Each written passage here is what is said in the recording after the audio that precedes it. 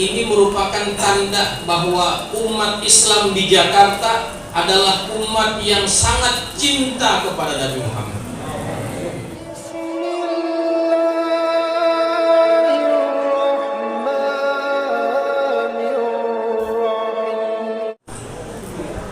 Assalamualaikum warahmatullahi wabarakatuh. Alhamdulillahi rabbil alamin, wal aqibatu lil muttaqin wa la udwana illa 'alal zalimin. Asyhadu an la ilaha illallah wahdahu la syarika lah, wa asyhadu anna sayyidana Muhammadan abduhu wa rasuluh. Allahumma salli wa sallim ala sayyidina Muhammadin wa ala alihi wa ashabihi ajma'in. Subhanaka la ilma lana illa ma 'allamtana innaka antal alimul hakim. Rabbi shrah li sadri wa yassir li amri wahlul 'uqdatam min lisani yafqahu qawli, amma ba'du. Faqad qala Allah ta'ala fi kitabihil karim wa huwa asdaqul qailin. A'udzu billahi minasy syaithanir rajim. Wa ma arsalnaka illa rahmatan lil alamin. Ma'asyiral hadirin wal hadirat jamaah peringatan Maulid Nabi Muhammad sallallahu alaihi wasallam, Musalla An-Ni'mah yang dirahmati Allah. Wabil khusus para orang tua, para guru yang hadir dalam kesempatan majelis Maulid hari ini. Guru kita Bapak Kiai Haji Zaini Muhir, guru kita Ustaz Ahmad Fauzi, serta guru-guru yang lain yang mohon maaf Al-Fakir tidak dapat menyebutkan satu persatu nama guru-guru yang hadir, tanpa mengurangi rasa ta'zim dan hormat kepada para guru yang hadir di tempat ini. Mudah-mudahan kita doakan guru-guru kita senantiasa dipanjangkan umurnya dalam ketaatan. Allah senantiasa berikan keberkahan dalam kehidupan mereka, amin ya rabbal alamin. Hadirin hadirat jamaah sekalian, malam ini begitu banyak majelis musalla masjid yang mengadakan peringatan Maulid. Nggak tahu tanggal 9 ini kenapa banyak banget yang bikin Maulid. Apa besok hari pahlawan begitu kali? Al-Fakir sebelum kemari ada peringatan Maulid juga di dekat rumah. Setelah dari sini ada 3 undangan lagi sebetulnya, tapi yang satu kayaknya nggak sempat. Semuanya numpuk di tanggal 9. Masya Allah.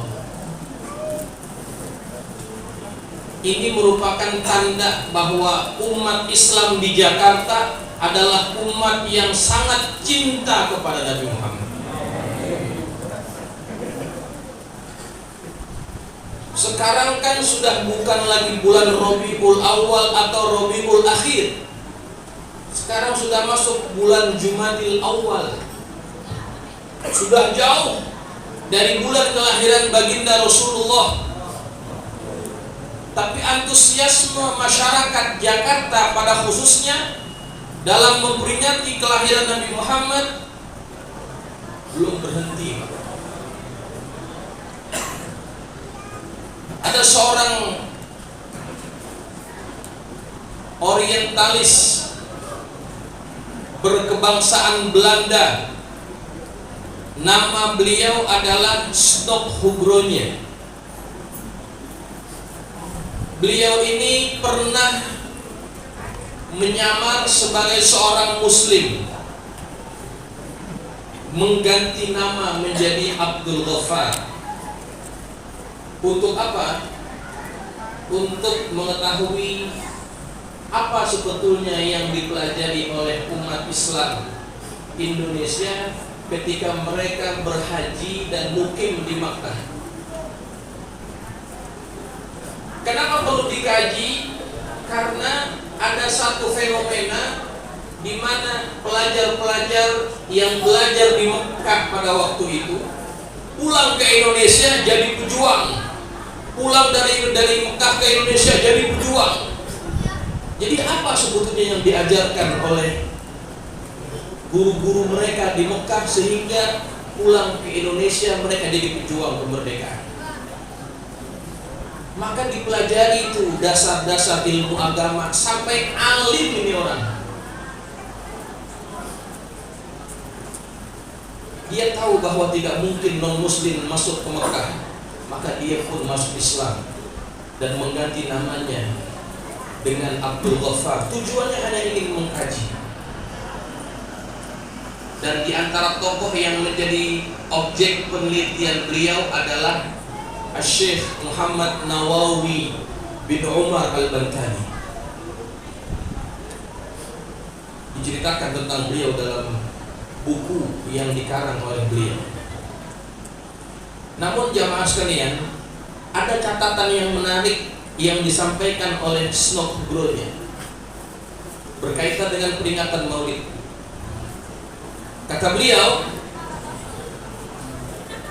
saban bulan Maulid, orang-orang yang tinggal di Mekah mereka mengadakan peringatan Maulid dengan koloni-koloni yang bermacam-macam. Ada kumpulan orang-orang dari Asia Selatan, India, Pakistan, Bangladesh. Mereka kalau ngumpul bikin maulid. Orang dari Afrika, mereka punya kumpulan, punya koloni, bikin maulid. Orang-orang dari belahan dunia yang lainnya pun begitu juga. Namun kata Snok Gronya, ada satu koloni yang paling antusias dalam memperingati kelahiran baginda Nabi Muhammad SAW. Siapa mereka? Dikasih nama koloni ini sebagai Ashabul Jawiyin. Ashabul Jawiyin, orang-orang Jawa. Karena memang pada waktu itu Indonesia belum ada. Yang dikenal adalah Jawa. Jadi semua orang yang berbahasa Indonesia atau bahasa Melayu, mereka akan disebut sebagai orang Jawi. Entah itu yang datang dari Indonesia, ataupun yang datang dari Malaysia, ataupun yang datang dari Thailand Selatan, semua disebut Jawi. Kata Snok Gronya, ini koloni yang kalau memperingati hari kelahiran baginda Rasulullah, maka mereka memperingatinya dengan begitu antusias. Maka tidak heran jamaah, semangat itu menurun kepada anak cucunya. Kita ini yang begitu antusias memperingati hari kelahiran baginda Rasulullah Sallallahu Alaihi Wasallam. Hadirin jamaah sekalian yang dirahmati Allah, dalam kesempatan tausiah ini saya ingin memberikan cuplikan dari perjalanan hidup baginda Rasulullah yang mudah-mudahan ini bisa menjadi pelajaran buat kita. Saya kan statusnya di sini guru tetap, Pak. Penceramah utamanya ada nanti. Jadi saya cuma sebagai partai pembuka. Kalau dalam pertandingan tinju itu ada partai tambahan, ya kan? Yang main ini belakangan, yang pertama ini pembuka, yang main disc jockey, ya.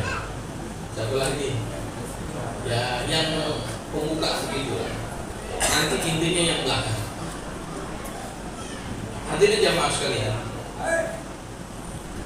diceritakan dalam kitab-kitab Sirah Nabawiyah,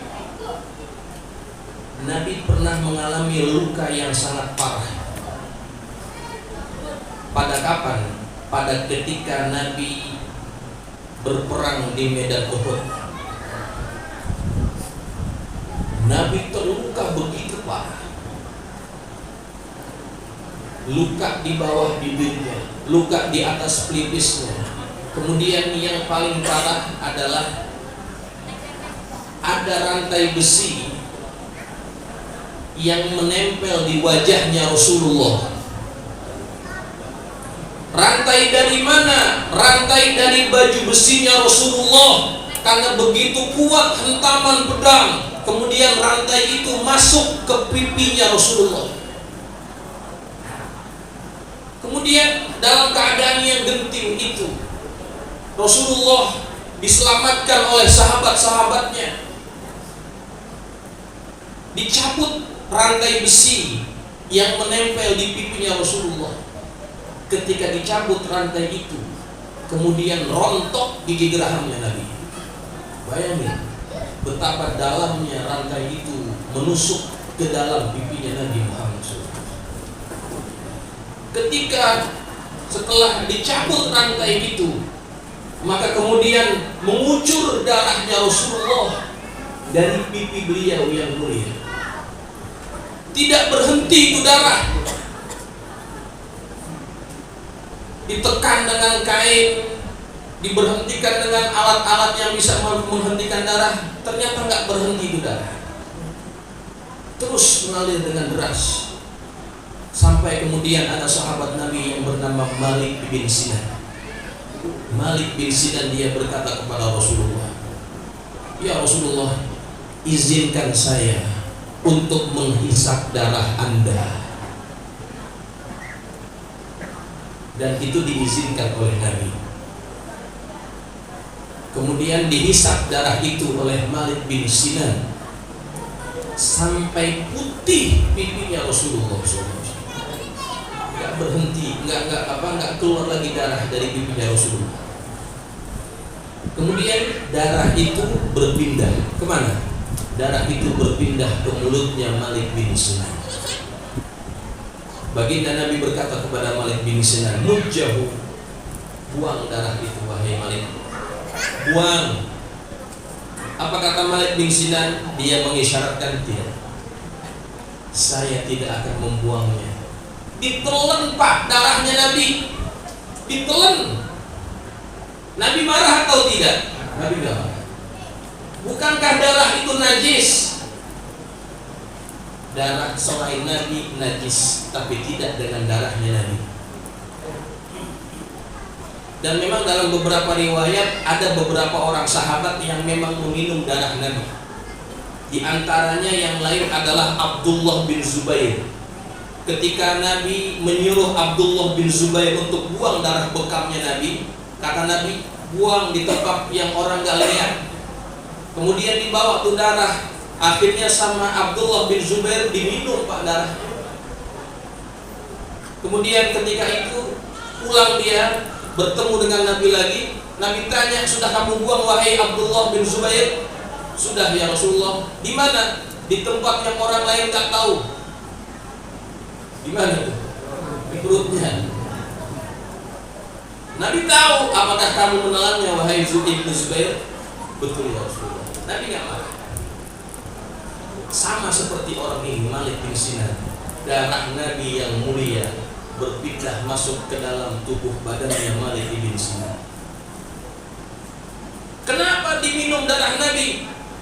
Karena dia tahu, Malik bin Sinan tahu, barang siapa yang darahnya Nabi bercampur dengan darahnya, maka api neraka tidak akan pernah menyentuh dirinya. Gak bakalan neraka itu berani membakar seseorang yang dalam dirinya terdapat darahnya Rasulullah SAW. Jamaah, kemudian Nabi berkata kepada para sahabat, ketika Malik bin Sinan dia ingin pamit meneruskan perjuangannya di medan Uhud, kata baginda Rasulullah, "Man arada an yanzura ila ahlil jannah fanzur ila hadzal rajul." Siapa orang yang ingin lihat kepada penduduk surga, maka lihat laki-laki ini. Nabi jamin bahwa Malik bin Sinan ahli surga. Dan memang pada waktu itu dia bertempur lagi di medan Uhud dan akhirnya dia syahid pada waktu itu.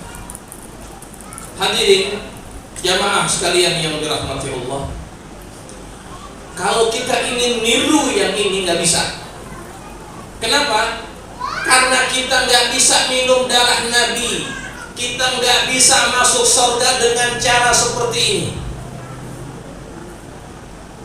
Tapi Nabi pernah berkata dengan ucapan yang hampir sama dengan ucapan yang diucapkan kepada Malik bin Sinan. Yakni satu ketika Nabi sedang bersama dengan sahabat-sahabatnya, lagi ngumpul-ngumpul begini, kemudian Nabi berkata, yatlu'u alaikumul an rajulun min ahlil jannah, akan muncul di hadapan kalian seseorang yang dia adalah ahli surga. Omongannya sama tuh dengan omongan Nabi kepada Malik bin Sinan. Dua-duanya dianggap sebagai calon ahli surga. Nah, yang ini yang kita bisa contoh jemaah sekalian. Kemudian datang laki-laki yang dimaksudkan oleh Rasulullah. Dia datang ke dalam masjid, dia teng-teng sendalnya pakai tangan kiri, kemudian dari janggutnya masih basah dengan linangan air wudhunya. Duduk dia bersama para sahabat. Akhirnya sahabat yang lain pada tahu, oh ternyata dia orangnya. Hari berikutnya, baginda Rasulullah SAW, beliau berkata dengan ucapan yang sama, yatlu'u alaikumul an rajulun min ahlil jannah. Maka yang datang laki-laki yang sama. Hari ketiga Nabi ucap ucapan yang sama, yang datang orang yang sama juga. Artinya 3 hari Nabi katakan bahwa dia adalah ahli surga. Itu menandakan bahwa orang tersebut memang betul-betul ahli surga. Maka ada di antara para sahabat Nabi yang ingin meniru kira-kira apa amalan orang ini yang barangkali dia bisa mencontohnya biar bisa masuk surga seperti apa yang Nabi sabdakan itu. Maka keluarlah bersama orang ini yang namanya Abdullah bin Amr bin As. Dia keluar bersama laki-laki ini, kemudian dia berkata kepada laki-laki tersebut, wahai Tuan, bolehkah saya menginap di rumah Anda barang 3 malam atau barang 3 hari? Saya sedang ada masalah dengan ayah saya, dan saya berjanji saya tidak akan pulang ke rumah dalam tempo 3 hari. Kata orang ini, silahkan kalau kamu ingin menginap di rumah saya. Akhirnya ikut pulang bersama laki-laki tersebut. Sampai di rumahnya, dipersilakan untuk istirahat. Ketika tiba malam hari, Abdullah bin Amr bin Al-As, beliau tidak tidur. Apa yang diperhatikan? Dia perhatikan laki-laki si penghuni rumah ini yang Nabi katakan dia adalah ahli surga. Dia pengen melihat kira-kira amalan apa yang dikerjakan sama orang ini pada malam hari yang kira-kira dia bisa contoh perbuatan itu. Ternyata malam pertama orang ini tidak mengisi malam harinya dengan ibadah yang panjang.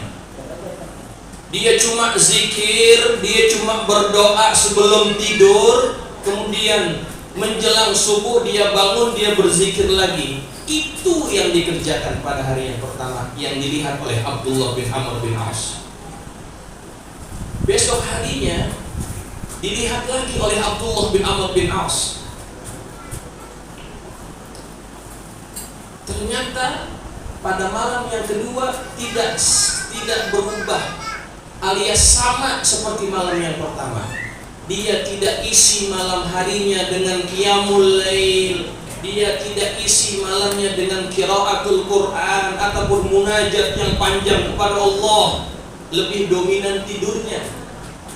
Pada malam yang ketiga pun sama juga. Jamaah sekalian, saya mau tanya nih, kira-kira amalan kita sama orang ini kira-kira sama apa enggak? Hah? Beda ya? Emang di sini pada rajin qiyamul lail emang? Hah? Kita rajin qiyamul lail apa enggak? Rajin. Ya benar. Kita ini terus terang saja bukan termasuk orang yang rajin qiyamul lail. Paling-paling kita qiyamul lail menjelang subuh, kita baru bangun. Rata-rata di antara kita ketika malam tiba, maka yang dominan adalah tidur. Pas giliran bangun, itu juga pas kita kebelet kencing, Pak. Habis kencing, tidur lagi. Tuh begitu kita tuh. Ataupun kalau enggak giliran itu, pas giliran lagi Liga Champion, Pak. Pas lagi giliran Liga Champion, baru kita bangun. Habis kelar pertandingannya, tidur lagi. Oh, itu kan kita ya. Nah, artinya orang-orang macam-macam kita yang ibadah malamnya tidak banyak, jangan kecil hati. Kita masih bisa masuk surga walaupun amal kita nggak banyak seperti sahabat-sahabat Nabi yang lain. Karena sahabat ini amalnya begitu. Dalam hatinya Abdullah bin Amr bin Al-As, dia berkata dalam hati, masih mendingan gue juga kayaknya amalnya nih. Gue perhatiin nggak ada yang istimewa kelihatannya. Akhirnya setelah 3 malam dia pamit. Dia pamit sama tuan rumah. Tuan, terima kasih Anda sudah tumpangkan saya. Sejujurnya sebetulnya saya tidak ada masalah dengan saya punya ayah. Lantas kenapa kamu ingin menginap di rumah saya? Saya kepengen tahu, saya kepengen lihat amalan Anda itu apa. Sebab Nabi katakan 3 hari berturut-turut bahwa Anda itu adalah ahli surga. Maka saya kepengen seperti Anda. Tapi setelah saya perhatikan, amalan Anda tidak ada yang istimewa, hai Tuhan. Maka orang ini berkata dengan rendah hati, amal saya seperti yang kamu lihat, tidak ada yang istimewa. Baik deh kalau begitu saya mau pulang. Ketika dia baru balik badan, dipanggil sebentar. Amal saya seperti yang kamu lihat kemarin-kemarin. Cuma kata dia, ghairu anni la ajidu fi nafsi li ahadin minal muslimina ghishan. Tapi saya tidak pernah menyimpan di dalam hati saya perasaan marah, perasaan benci, perasaan dendam kepada siapapun dari kalangan umat Islam. Wala ahsudu ahadan ala khairin a'tahu Allahu iyyah. Dan saya tidak pernah dengki, saya tidak pernah hasad terhadap apapun nikmat yang Allah berikan kepada orang-orang itu.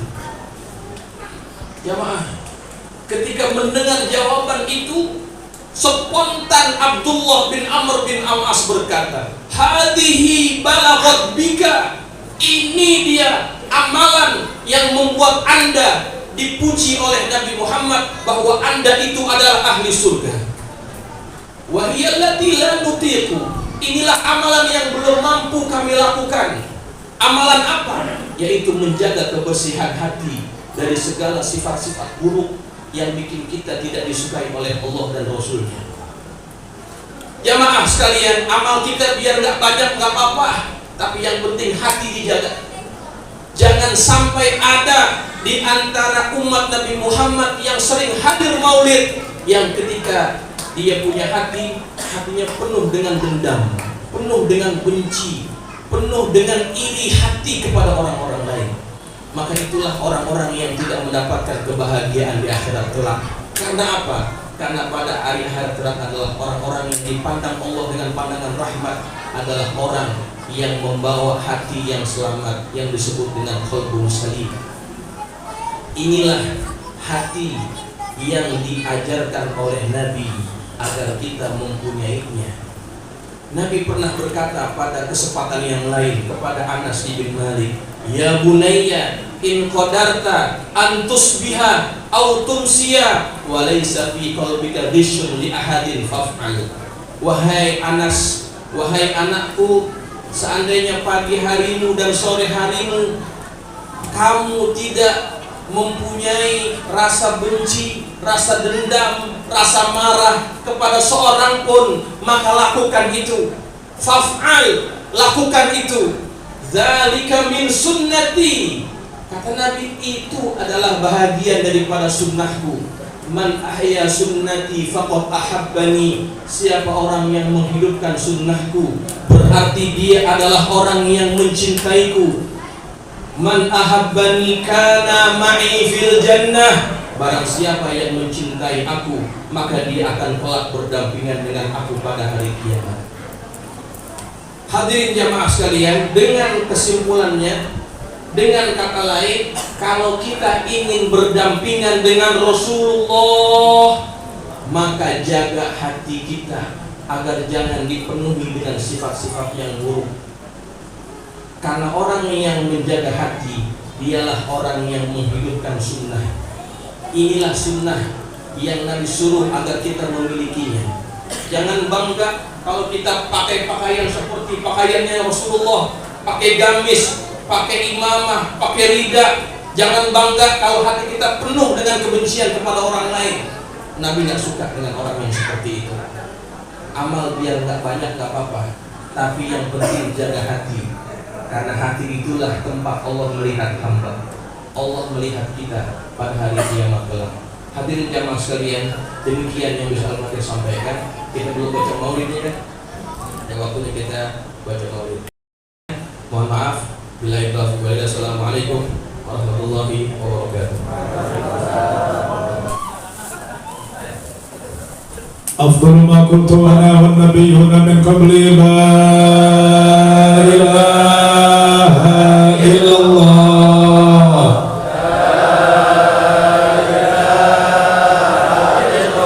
لا إله إلا الله لا إله إلا الله